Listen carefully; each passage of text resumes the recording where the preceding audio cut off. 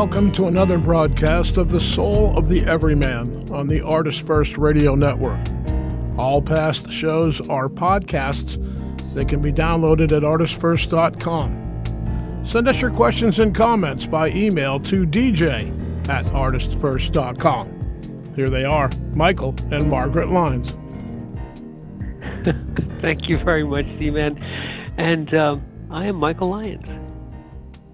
And I'm Margaret. She's Margaret. And life does have meaning, despite what we said last time.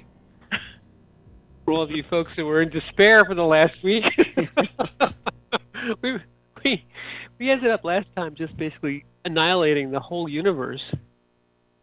In a sense, yes. No, I want to go with that because it sounds much more powerful. Oh, all right. We annihilated the whole universe. So there. Take that. What we did do last time was discuss, the essential ephemeral nature of what we call reality, and also the basic truth that the physicality of the universe is in and of itself an illusion.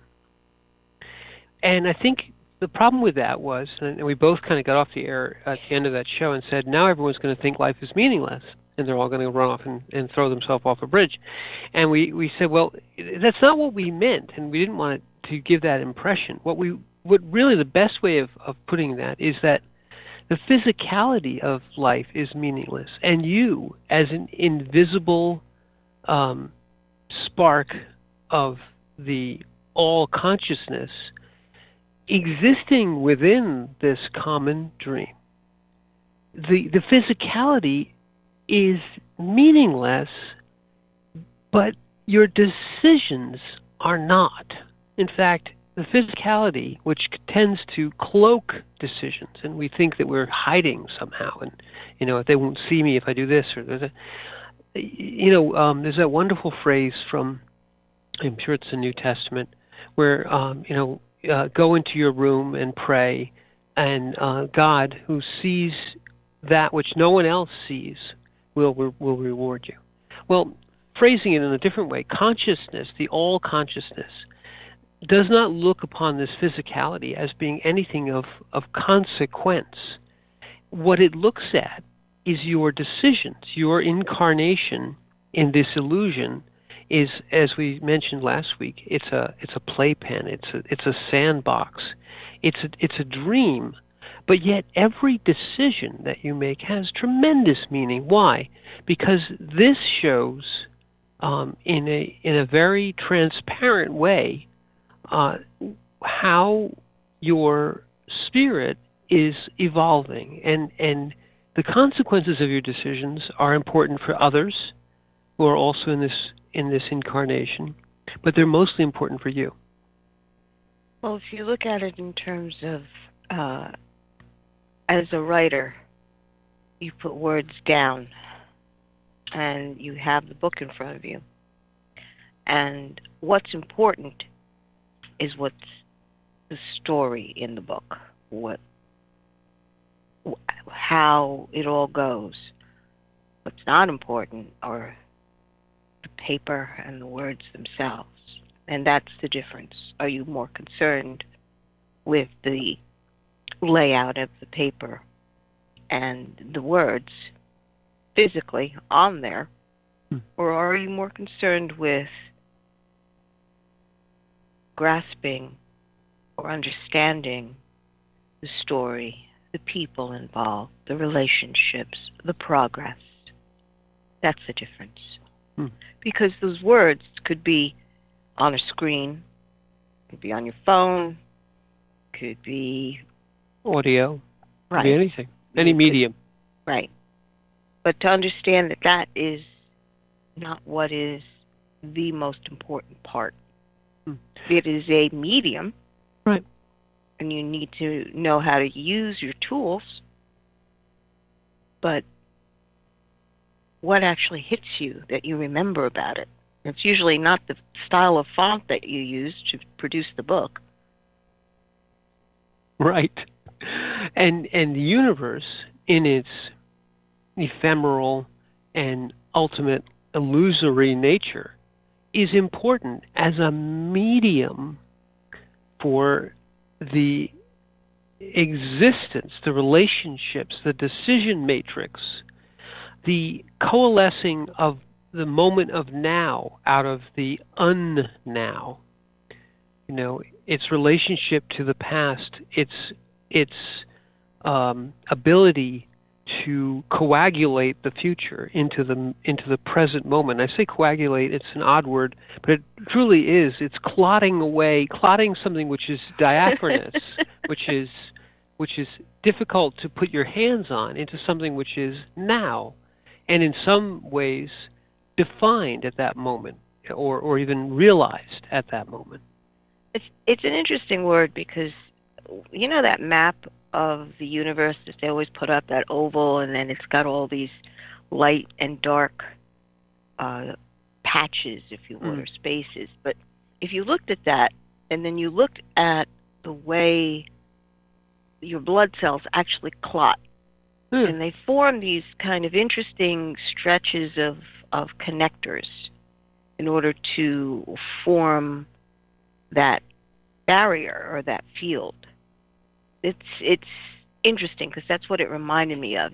Your blood cells are actually go back to the idea of a hologram of the universe itself. That patterning is inherent in your bloodstream. Well, in your very physicality, or your illusory physicality. But so we want to get past that. Life is not meaningless, but the medium is not important. And the fact that it's illusory and ephemeral is something to know, but it's not something of import. The important parts, the truly important parts, are the things we always talk about, the things that you put into your eternity bank. Your experiences. We talked about it once in one show about it being a fifth dimensional existence. You know, the dimension of experience, or the experiential nature of relationships, is a dimension beyond the physical, the three dimensions, and the fourth of time. It's beyond all of those. Relationships are trans-time. They're trans-death. You still have a relationship with many beings who are no longer physically embodied or in the present moment of the universe, the physicality of the universe. But that doesn't matter. And you know it doesn't matter. You know that these people still have a relationship with you which is ongoing, both from the history you had with them prior to this life, perhaps, to the moment of now that you had with them, and then to the memories and the ongoing relationship. Right.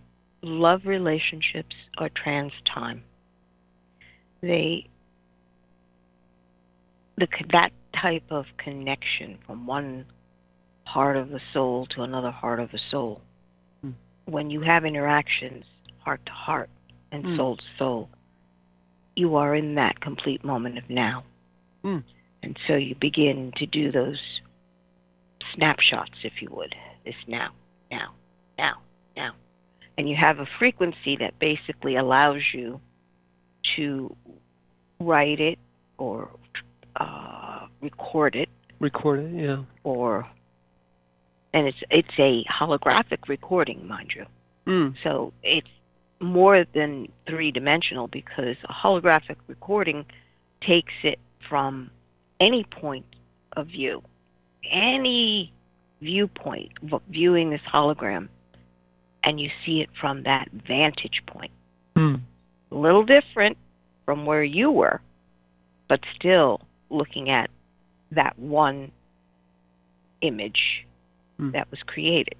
Right. And the experiential reference frame can change, and we're all familiar with that. You look, the phrase is, you look back upon something which happened to you in the past, but you're at a different experiential point in the now, and you can say you can gain new insight into the relationship with the trans time aspect of it. You've changed, and the relationship, which is in the immutable past, still has the ability to change in that regard. An example would be that you had a bad relationship with somebody, and perhaps there were hard words or there were actions which caused pain. In the now, it is very important and healing to forgive that person directly, perhaps, or to accept the forgiveness of another directly, regardless of whether they're alive or dead in the moment, regardless of whether the offense is healed. You realize in the moment of now that the act of releasing the pain is more important than any form of healing or any form of reimbursement for grievances or redress of grievances. No, all that to the side. So to go back to we're going a little far afield. So this episode, if you will, of the soul of the everyman, we wanted to assure you that life has meaning, but the medium doesn't matter. And the medium is everything, which we have discovered through all of our mathematics and all of our mental machinations to be nearly non-existent. I would say we are at the point of saying that what we call the universe is a non-existent, made-up babytown nonsense. But that's what doesn't matter. That does not matter. The medium does not matter. But you matter. Mm-hmm. You matter, and your decisions matter a lot. The medium is an interesting point because that is where the ego or the mind will step in and say, we've got to interpret it a certain way. Mm. Yep. But when it's a heart-to-heart communication, there are points you really don't need words. Mm. And that's who we actually are. The ego dressing is almost like a fun game to play. I'm going to do it this way, or I'm going to style it this way. This is my style. Well, okay, that can be your style, but it doesn't mean that you don't get the primary lesson or the primary observation or the primary communication that is meant for your interaction at that point. Because you are supposed to be in the moment of now, not projecting how it will be in a few moments because I'm going to style it a certain way. It's like, now, is it actually, am I alive here? I'm taking in what needs to be taken in and responding internally at that balance point. Is that exchange coming in? Is that inspiration coming in? Is that grace coming in? Is that sometimes courage is needed? So is that courage coming in so I can take the next step?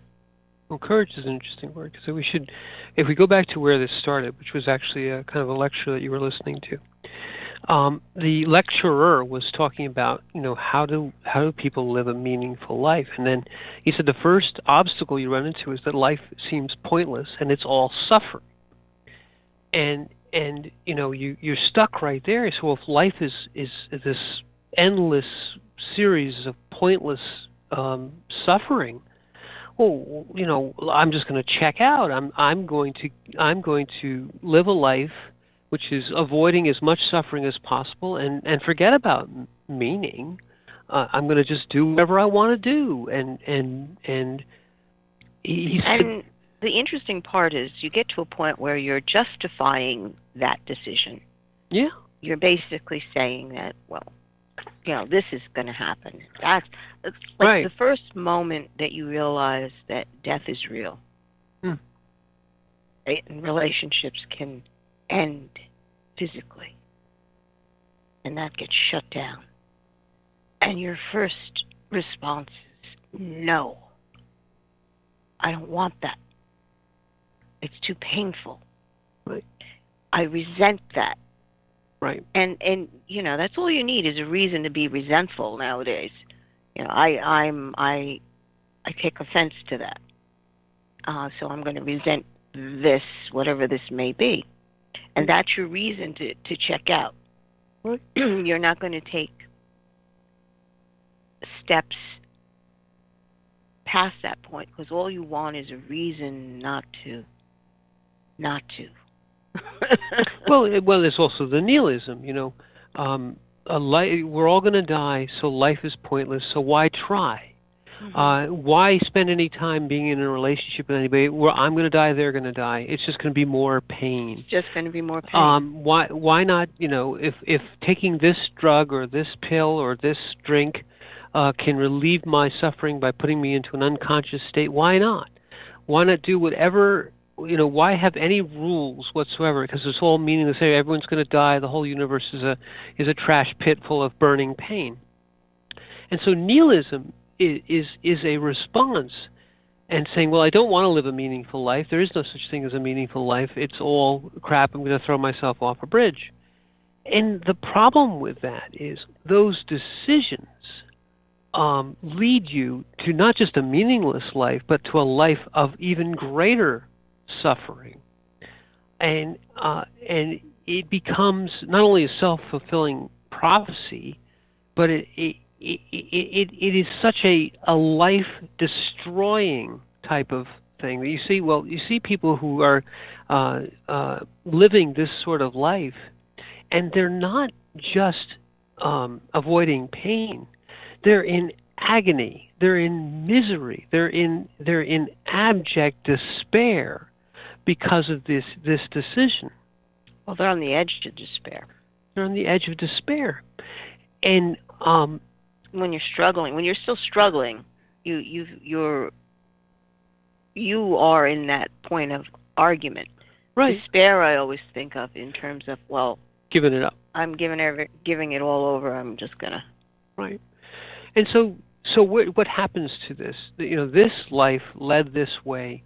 You reach what the addicts call rock bottom. You reach the end of yourself. You reach the point where you either are going to give up your life entirely, or realize that you have to turn.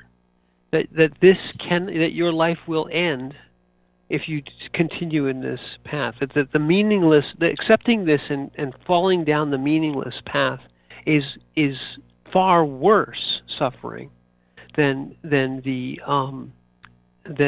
alternative. I think when you reach the end of it, you have reached the end of dealing with you. I've had it with me. Yes. That's it. I've had it with me. I'm going to change, and that's when change happens, because you it's like, no, I am not continuing. And it's a very interesting point, because that will steps in and goes, no, we're not continuing this way. No. Right. Which means that you got to move. Right. And what direction are you going to move? So that's when that crux point comes in. It's like, well, if you concentrate only on the pain, you're like, well, I just want the pain to end. That's when the whispers of, just offing yourself, that'll just make it instantaneous, as opposed to understanding that, well, no, I'm done with you too, this whisper. Right. You reach the true end of yourself. The true end of it is like, enough already. I don't want to hear any of you. Right. And right. All those voices, all those intimations, all those accusations, done. Right.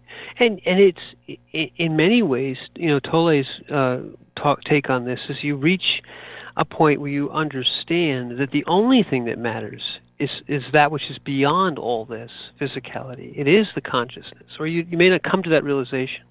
But that's the consciousness that makes that choice. You've heard, and we've all heard stories. Danny Trejo comes to mind. Where you get to the end of yourself. He was in prison. He was there for doing all kinds of terrible things, and this happens in many ways. These people who are at the end of a long suffering road. And they realize it does not matter what happened before. it does not matter what the medium was. It doesn't matter how I got here. The only thing that matters is the decision at that end of point. You have one decision, life or death. And choosing life can seem to be the harder road. But you know at that end point that it is your consciousness which is the most important thing. You may not have the words for that.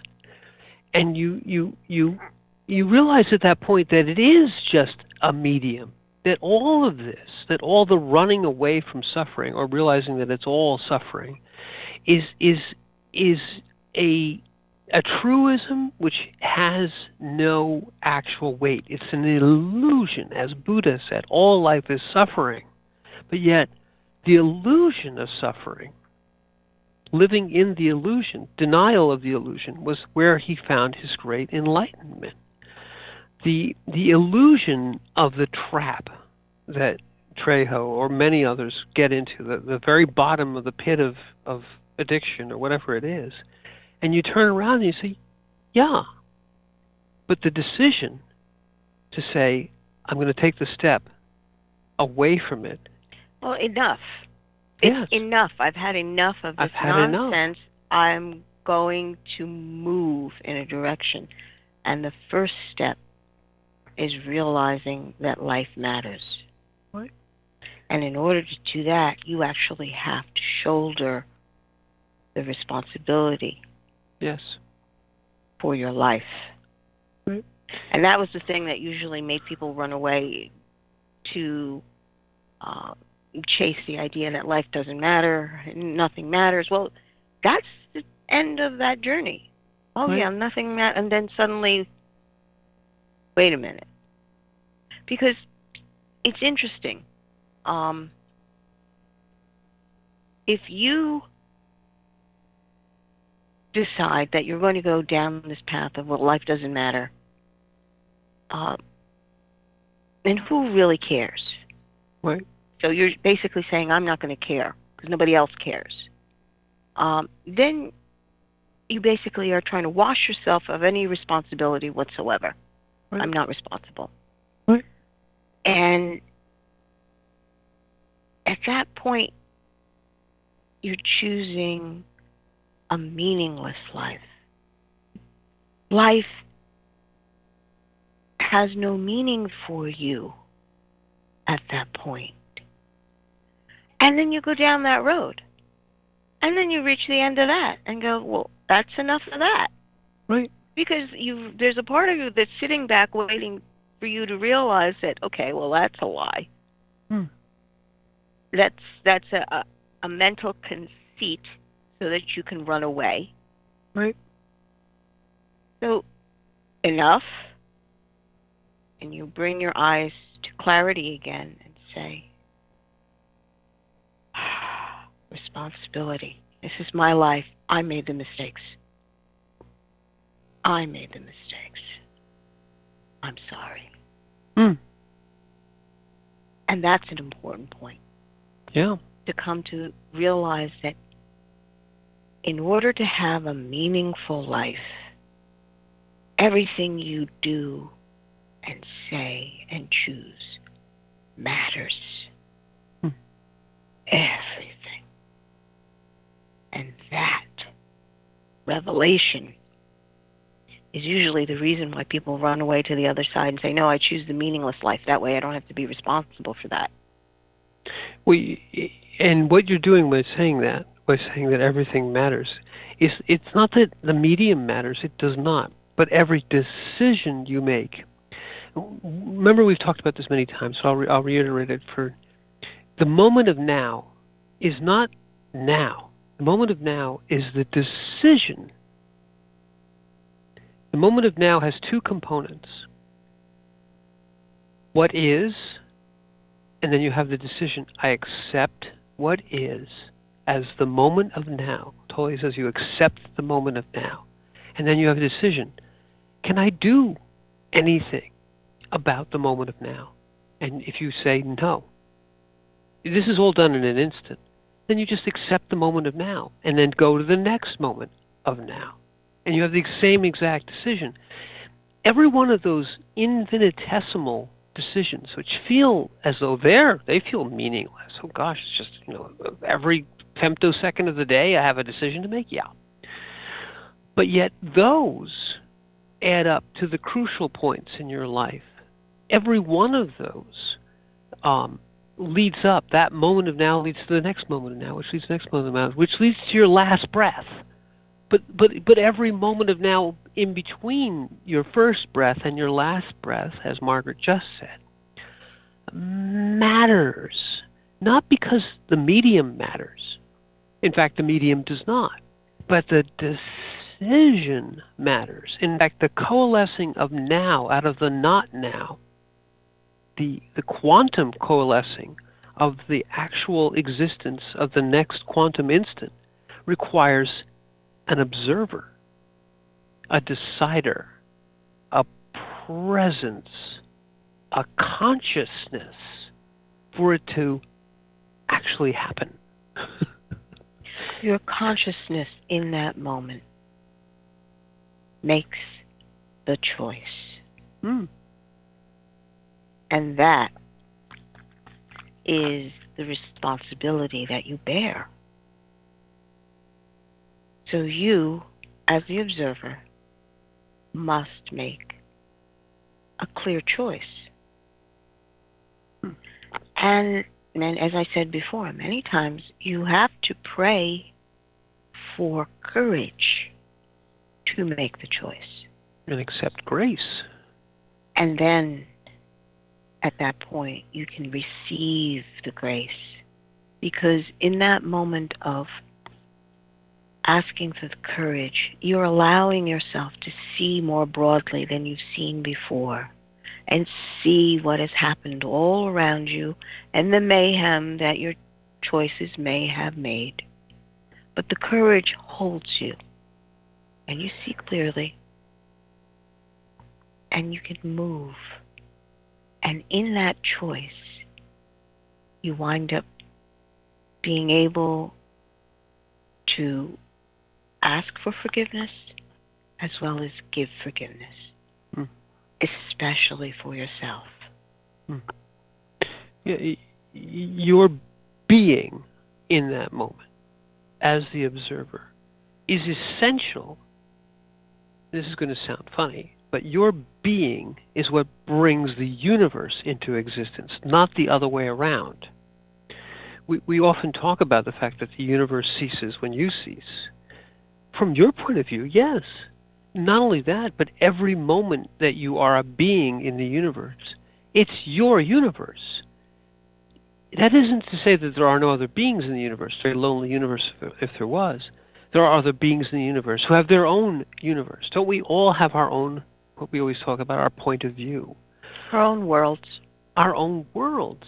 Yes, the world that the other experiences is very, very close to your world. But why do we have the other's point of view? Why do we have to understand it? Why? Because we don't understand the other's point of view. Because we don't have that universe. That's your universe, and it's my universe. And as you just mentioned, Margaret, the meaningfulness of your life is that you own your whole universe, and that every decision you make within it is important to you and to other beings who interact with you. And when your universes collide, if you will, there's an important interaction. Mm-hmm. And let's leave it there. I'm going to take my personal universe to a commercial break, and you're all welcome to come along.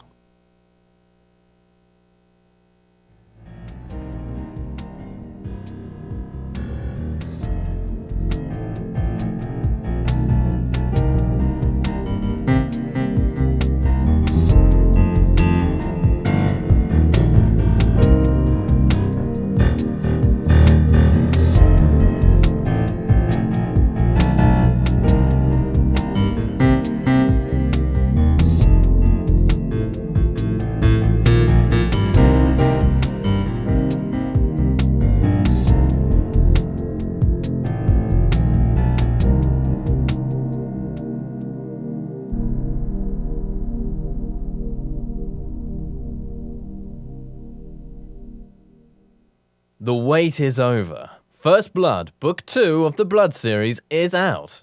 Your favorite bad boy thief, Dev, is back, and the beautiful and deadly Trey is right there with him.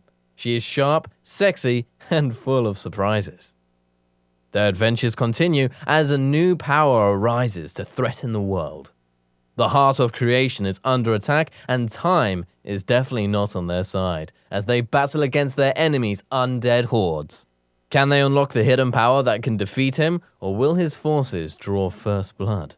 Get all 3 installments in the series. Book 0, It's in the Blood. Book 1, Destroyer's Blood, and the new release, Book 2, First Blood, today.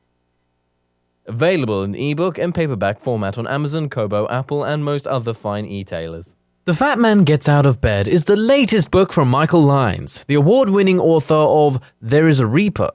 Featuring 13 original stories, this wide-ranging collection has everything. Forbidden love, gods versus demigods, weird invading aliens, sexy seductive artificial intelligence, and unusual passion between the living and the dead. All set amidst fantastic worlds of pain and loss and boundless joy. From the sublime to the macabre to the bittersweet, The Fat Man Gets Out of Bed will leave you breathless with laughter, brimming with tears, trembling with suspense.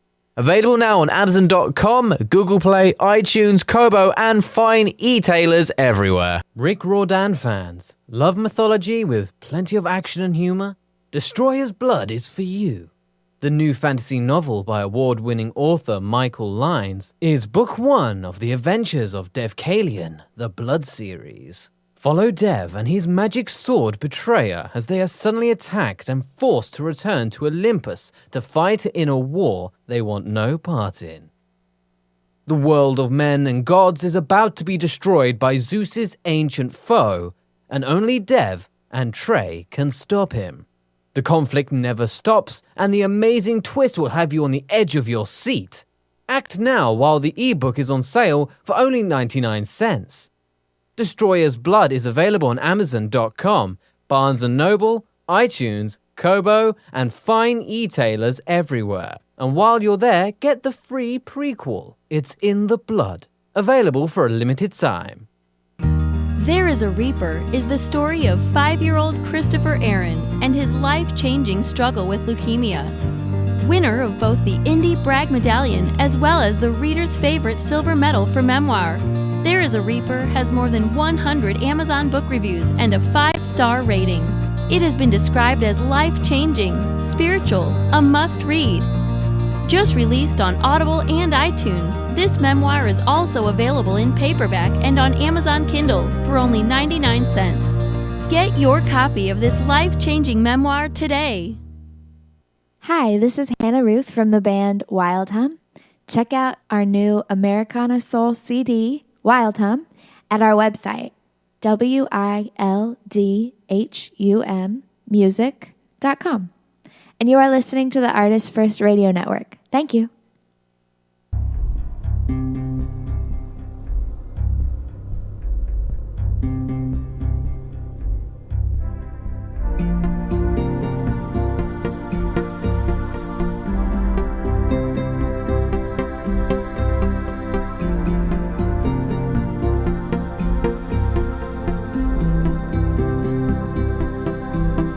Thanks for joining us on The Soul of the Everyman, also known as Endless Pointless Suffering.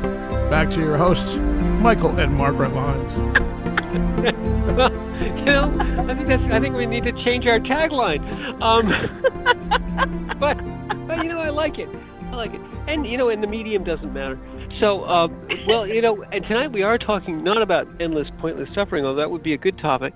We're talking about the secret to leading a meaningful life, because last week we talked about, in essence, the fact that life, that the universe itself is ephemeral baby town nonsense.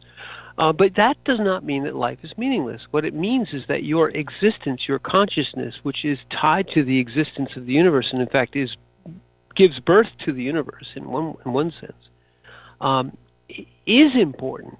And what it really is important is your decisions. But I want to read the quote that we're going to post up on the website.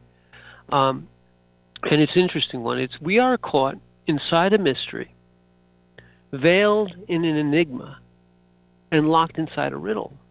And I think this is an interesting take on it, because this person's quote is attributed to Terence McKenna, but I actually heard it paraphrased by Winston Churchill. I'm not sure who's the original quotee or author, if you will. But this is someone who's still bound in the three dimensions of space and the dimension of time, and seeing themselves as something which is storm-tossed chip of nothingness in the universe, where all the forces are against you and moving you all around. And it's really the other side of this that we're talking about, is the ego is caught inside this mystery, enigma, locked in a riddle.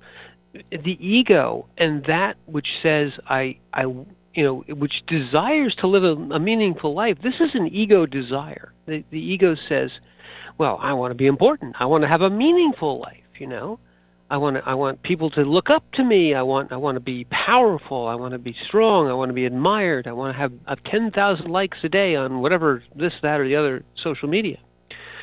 And the mystery that the ego finds itself within is how to get that. How am I going to get everyone to love me and do all these things and be the most powerful thing on the planet. And it finds itself challenged by that. If I do this and they don't like me and this, all these different questions, and then the idea of, well, perhaps I'll just run away from all this pain and suffering and avoid it all. We talked about that earlier. So if you come to the end of the ego, you come to the end of all this and realize that none of that mattered, that the mattering part of your life, what made it meaningful, was your existence, your consciousness, the fact that you are the only thing which can decide whether you like something or not. Doesn't matter. It's the deciding. It's the continuing. Right. No, because people get caught up on whether they like something or they don't like something, and then if they don't like it, then it's got to be the worst thing in the world. Or if they do like it, it's got to be the best thing in the world. And you have to identify with it. And you don't need to use that outside response as a way of seeing who you are. Right. This is just waves in the ocean that are going up and down. You are observing this. You are not that. You are not the happenings around you, the experiences around you, what has happened to you. You are so much more. You have to repeat that. That's so important, that part, especially that part about what has happened to you. Mm-hmm. The events, the circumstances that you find yourself in. And they may be of your doing, they may not be of your doing. However it has happened, you are more than that. And it's finding that part of you that sees that. And sometimes people have got to get right to the end of themselves, as we said before, and get tired of hearing the same old, chittering away in their head, and continually feeling bad and then feeling worse and then getting angry and acting out. I mean, has that really worked? Right. You're more miserable than you were when you first started out, if you actually looked at it. Because usually what you do is you find any reason to run away. And I'll run again, and I keep running. Right. But in jail, you can't run anymore. Well, yeah. Well, well, go ahead. Well, I was going to say that's what Danny Trejo was. He was in solitary. Right. When he basically said, okay, I've had enough. But I think the fine point, and I don't want to go past this too quickly because you said it, and this is the fine point, is when you identify with I'm bad, I did something wrong, I'm unforgivable, I don't like this, I'm not liked, you're letting the ego define you, or I have cancer, am now diseased. I am going to die. I am this. I am that. Everyone's going to look at me and think I'm a cripple, or I'm a leper, or I can't be, or I'm sick, or Right. all the identifications with suffering, with you're the bad person because you did this, with the actions, with the consequences, with all this is the ego-bound attachments that Buddha was talking about. It's all the mystery, the enigma, the locked inside a riddle, because you're being defined by your circumstances. You're allowing yourself to identify with what you like and what you don't like, with what's good and what's not good. All those things, all those tiny pieces which can tear you to shreds, bring you, the consciousness, beset on all sides, because the ego is happily yanking all the strings and trying to make it the center of all things. Right. And you get down to the end of it. It wants to tell you who you are. Who you are, and letting others define you. And all that. You get all the way down to the end of that. You say, here I am. I'm the worst of the worst of the worst. I'm in jail. I'm in prison. I'm in solitary. And I suddenly realize that I'm none of those things. That all of those things are no more than the set dressing on this baby town nonsense of the universe. I am the consciousness which is making those decisions. I have to own the decisions, but they don't mean anything from the point of view of who I am. The being is the being. And the next instant of now is mine entirely. It's when you see the difference between the events that have happened to you and who you actually are. Right. Because circumstances will make you a winner one day or a loser the next. You're victorious. You've lost all this other stuff. It's not who you are, but it's what's happened to you. And to understand that what matters is not what the outside label that people put on you because of these circumstances. That label is just this surface, like paper labels on a jar. What's inside of it is something that you have to find out. Right. The true consciousness. Your true consciousness that allows for the ability to choose. Mm-hmm. And it is amazing. It truly is an amazing superpower that we have. That we all have. The labels are worse when you put them on yourself. Oh, yes. You allow the universe to define you, which is the baby town nonsense, and then the worst labels are the ones where you infuse your own ego power into labeling yourself one thing or another. And it can be anything. Mm-hmm. I'm smart. I'm a scientist. I'm an engineer. I'm a leper. It's saying whatever you say as I am, the identification, the cramming of identity into ephemeral events, into likes and dislikes, into circumstances.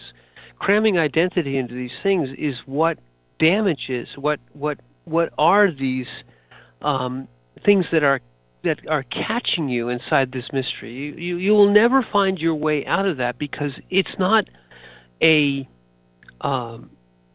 is not truly a consciousness. It is no more than a deceit. The image that popped in my head is, I remember when someone was asking me this question, and I've said this before. How do you know when you fall in love? Mm-hmm. And she wanted a checklist of, well, if it's this and this, and you can't bear not seeing, and all these outward actions, then you must be in love. But that's not what love is. it's the old adage, well, if you have to ask, you're not in love. Right. And that is the difference between thinking about being in love and being in love. Hmm. The being state is all-encompassing. There is never any doubt when you are in that state of being. You just are. Hmm. I am love. I am life. Hmm. I am. I am. I be.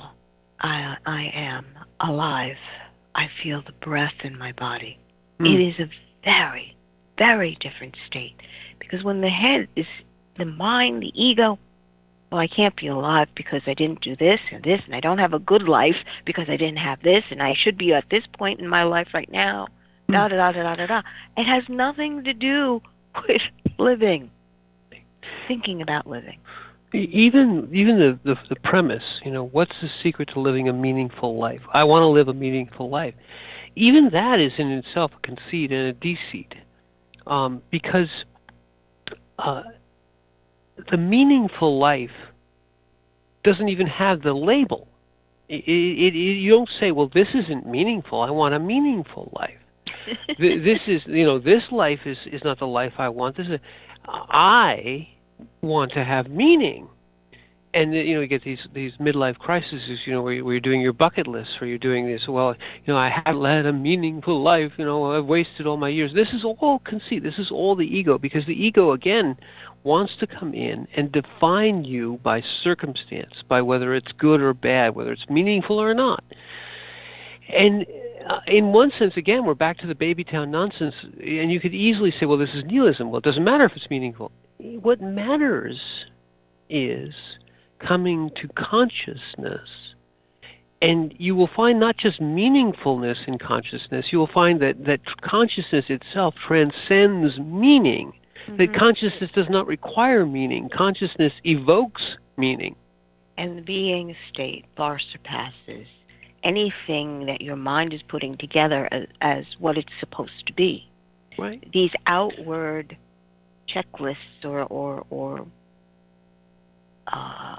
mile markers, let's say, in your life, those are external to who you actually are. Right. And it goes back again to your choice. If you're choosing a meaningless life where there is no responsibility, there's a part of you that just says, ain't nothing here. Right. Why am I alive? Because you've chosen a meaningless life. If you choose to have a meaningful life, then you must accept the fact that everything that you do and say and choose matters. And that's a scary thought, because we know that there are challenges across our pathways all the time. But that's where your choice comes in again. Mm. And you can choose a life in general is a heroic choice. And I want to emphasize that, because you're choosing to be a hero in circumstances that are so negative. And nobody else needs to know that you're being heroic, because it's a heart choice to be heroic, and it fulfills itself. And what happens is other hearts around you will acknowledge it.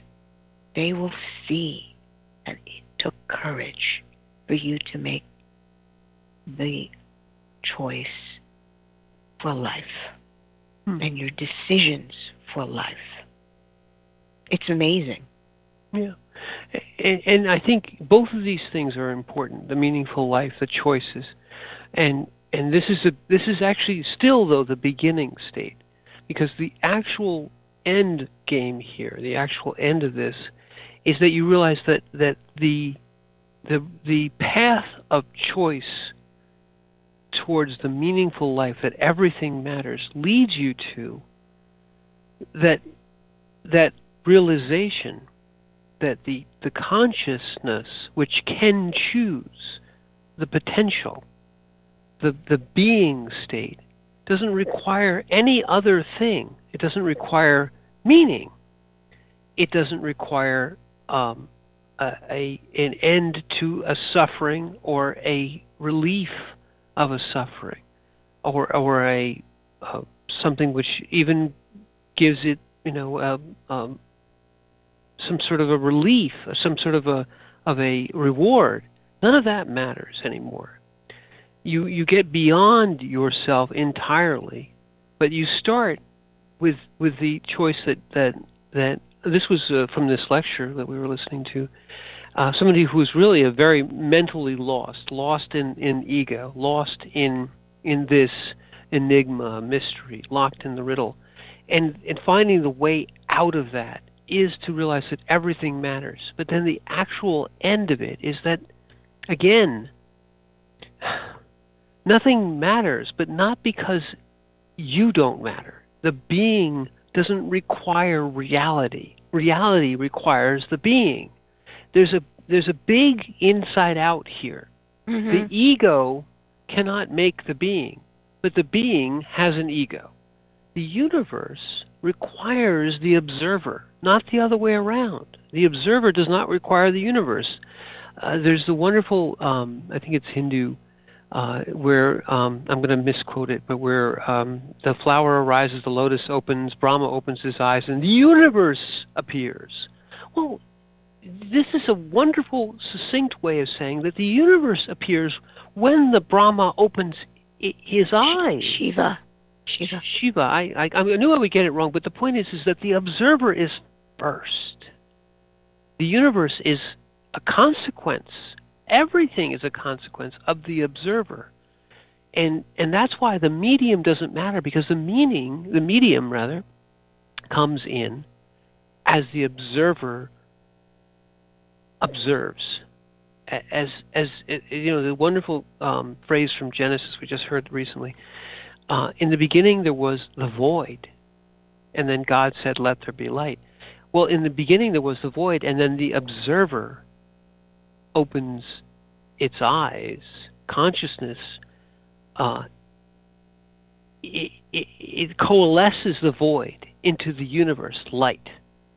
The coalescing of the first light is because consciousness, being, observed, and then the universe begins. The physicality, the three dimensions, the time, the clock starts, everything begins, but the observer is required, or nothing exists. In fact, there's nothing but the being, and nothing required. But then you give it the observation. You bring the universe into existence through your being, not the other way around. Well, what it reminds, the theory of the universe itself, where you have that space or void, all right? And you know how they're always debating on whether the universe, the original idea was it expanded and then it should contract. And now they're looking at it going, it seems to be expanding exponentially or eternally. And it has to do with the concept that space itself is expanding. It's not that the galaxies and the universes are moving. Like an explosion, when we see fireworks, you see the lights just trail off in this spray pattern. And people are thinking, well, that must be what the Big Bang is, all these universes flying away. Like, no, it's more like they're in this medium. And the most common explanation is you have a loaf of bread that has like raisins in it, and it's got to expand in the oven. Well, the whole medium is expanding, and they know it's a medium that's expanding now because of the rate of travel as you get further and further away from the center point. It's actually, if you pick a certain diameter, it's going at one rate. Then you go a little bit wider, and everything in that particular radius is also going at another rate, but higher. And then you go again further out, and everything at that particular radius is going faster, which is pretty much the description of what it means to have an expanding ball of dough. Medium. Yeah, your medium. So that concept of understanding that it is that unseen medium that is expanding infinitely. And that changes your concept of what is possible. Because we thought, oh, well, it cycles. It's got to expand, it's got to contract, and everything mushes together, and everything goes. No. Those are all theories. What they found now, through their observations, is that it's infinitely expanding. And, and then, of course, man wants to project that it's all going to go down the tubes. Everybody's going to be so far away, nobody's going to be able to. It's like, no, you got to understand that previous theory you had it was false, and this theory you're coming up with now could also be very false. Yeah. But to bring it back down, this whole idea, this medium, is no more than a medium for consciousness, and your universe, your consciousness within this universe, makes the whole thing yours, because your invisible being, which has no other referent, it is completely undefinable. It is a point of reference, of decision, which coalesces the now out of the not now. The universe out of the not universe, the expansion out of whatever who cares what it's expanding into? The medium is not important. You are. So the importance, the meaningful life, is yours. It's all of ours. You accept the fact that there is a medium, but to understand that your consciousness, right at this point of now, is the most important thing. It is inherently meaningful. And